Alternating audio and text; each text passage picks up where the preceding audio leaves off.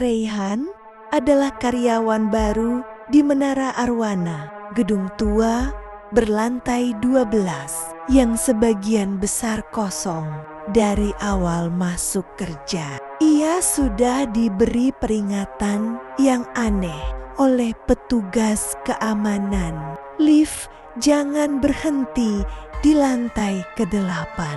Kalau berhenti, jangan keluar. Jangan menengok lorongnya. Jangan jawab apapun yang memanggil. Karyawan lama menertawakan Raihan karena dianggap terlalu serius. Tapi bukan hanya satu orang yang mengulang larangan itu. Semua penjaga, semua staf kebersihan, bahkan beberapa staf HR, tidak ada yang mau menjelaskan alasannya. Raihan menganggap itu cuma urban legend kantor. Ia tetap bekerja seperti biasa hingga kejadian-kejadian kecil mulai muncul. Lampu lorong berkedip hanya saat Raihan lewat. Lift sering berhenti beberapa detik, seolah menunggu seseorang masuk. Sensor lampu toilet kadang menyala sendiri. Dan paling aneh, tombol lantai 8 tidak pernah menyala meski ditekan berulang-ulang. Tombol itu tidak pernah memantulkan cahaya, seolah lantai itu tidak ingin dikunjungi. Raihan mulai merasa merinding setiap kali melewati lift. Suatu malam, Raihan lembur sendirian sampai pukul ke-23,4. Kantor sunyi seperti ruang bawah tanah. Saat ia masuk lift dan memencet lantai dasar, lift turun seperti biasa. Tapi setelah melewati lantai 9, lampu panel mati mendadak. Semua angka padam, suara lift terhenti. Lalu angka merah muncul, pelan. 118. Raihan menelan ludah. Ia tidak memencet itu. Lift bergerak sendiri, seolah ditarik ke atas. Lalu pintu terbuka perlahan. Lorong lantai 8 sangat berbeda. Lampunya redup kuning, bukan lampu gedung modern. Karpet merah tua dengan bercak gelap tak terbaca. Dindingnya seperti koridor panti sakit lama. Udara terasa lembab, bau karpet basah. Lebih buruk lagi, tidak ada satupun pintu, tidak ada ruangan, hanya lorong panjang yang melengkung seperti perut ular. Seolah lorong itu tidak punya ujung. Raihan mencoba kembali ke lift, tapi sebelum ia sempat menekan tombol, suara ketukan keras dari dalam dinding. Ketukan itu berhenti, lalu berubah menjadi bisikan. Ada orang. Raihan tersentak. Lift mulai menutup, tapi dari celah pintu ia melihat sosok tinggi kurus di ujung lorong. Tak bergerak, hanya berdiri.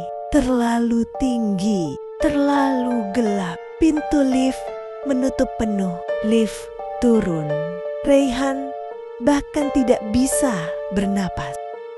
Keesokan harinya, Raihan datang ke pos keamanan. "Pak, tadi malam lift berhenti di lantai." Pak Jatma langsung mengangkat tangan, memotong. "Kamu menatap lorong itu?" Raihan ragu sebentar. Wajah penjaga itu langsung pucat. "Kalau kamu menatap terlalu lama." Dia menatap balik. "Siapa dia?" tanya Raihan dengan suara kecil. Pak Jatma memalingkan wajahnya. "Bukan siapa, yang tersisa."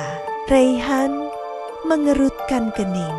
Pak Jatma menambahkan, hampir berbisik. Lantai 8 itu bukan ruang kantor. Itu sisa bangunan lama sebelum gedung ini direnovasi. Bagian gedung yang tidak seharusnya masih ada. Ia menatap Rayhan dengan mata gemetar. Liv akan mencoba mengenalkan kalian.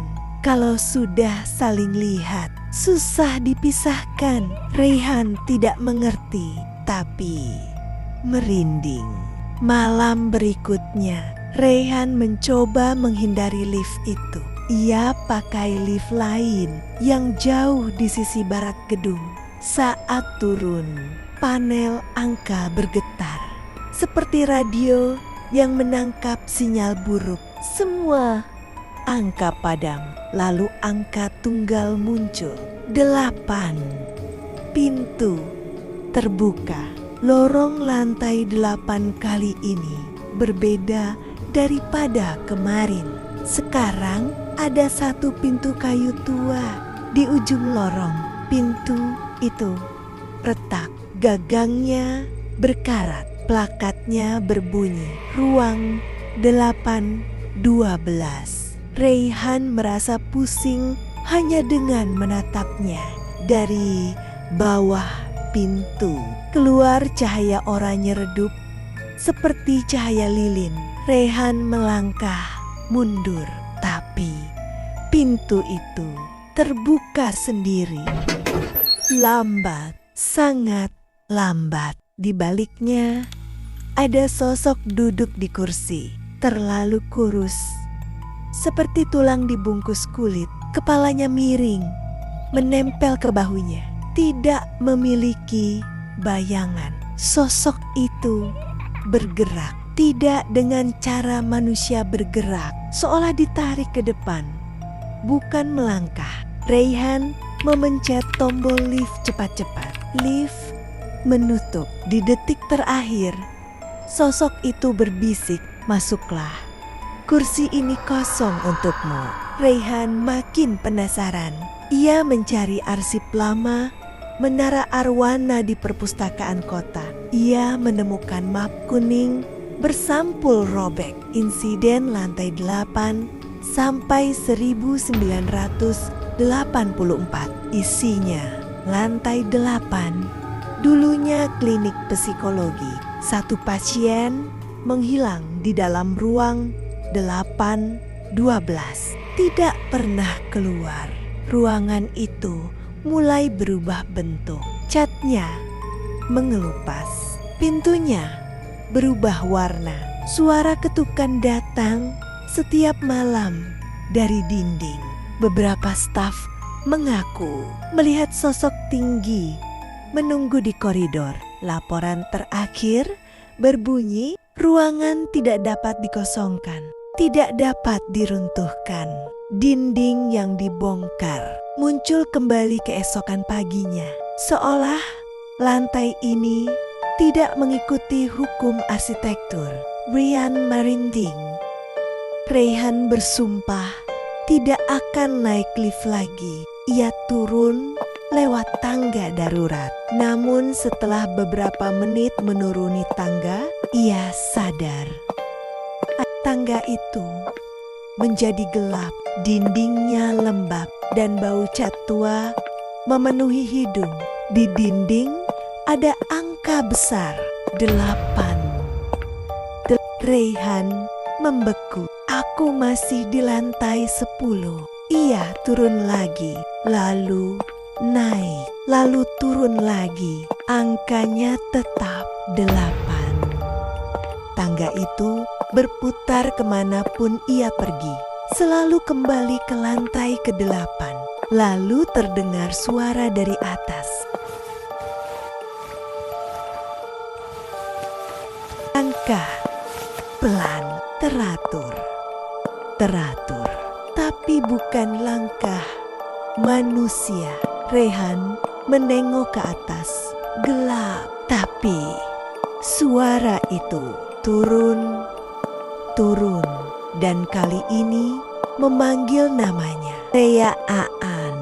Suara itu serak, retak, seperti pita suara kering digesek. Kemudian pintu kayu muncul di dinding tangga. Padahal sebelumnya hanya dinding beton polos, pintu yang sama. Ruang 8 sampai 12. Gagang pintu bergerak. Klik, pintu terbuka. Di baliknya gelap pekat, tapi dua tangan panjang kurus meraih keluar dari kegelapan. Aku sudah mengikutimu dari hari pertama. Rayhan lari.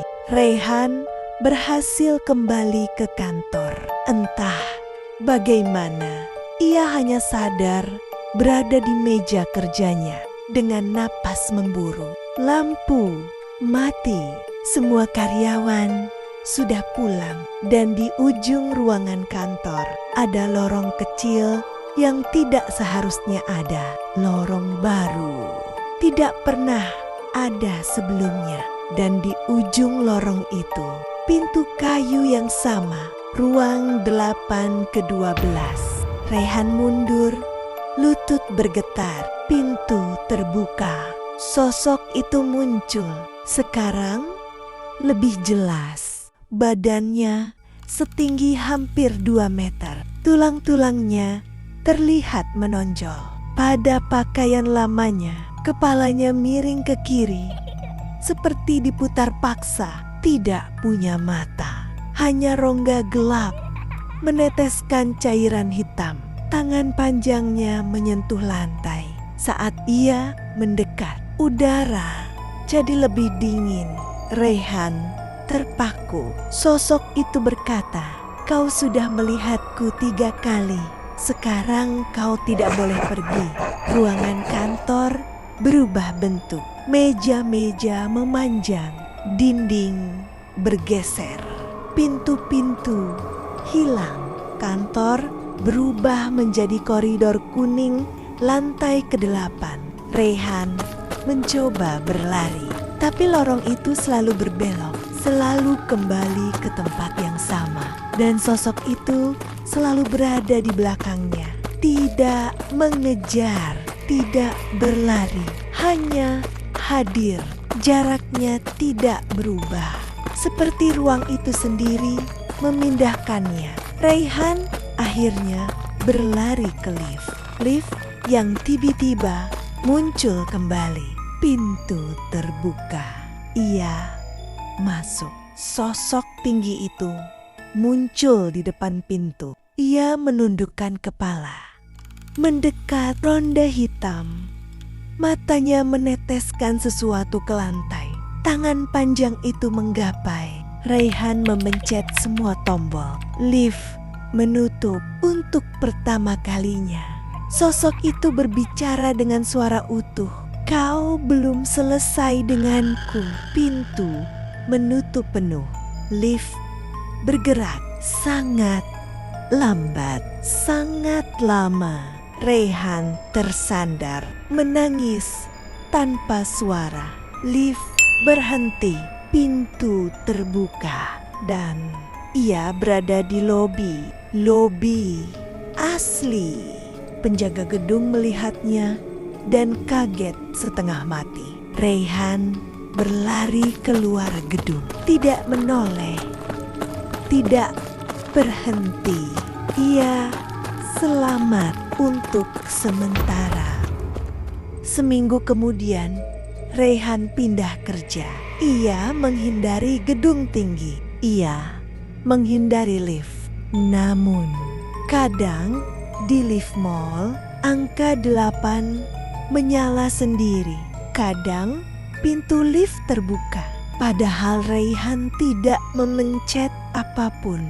Kadang ketika ia pulang lewat lorong kosnya yang sepi, ia melihat pintu kayu kuno di ujung lorong. Pintu yang sebelumnya tidak pernah ada. Pintu itu bertuliskan ruang 812, dan dari balik pintunya terdengar suara langkah menyeret pelan.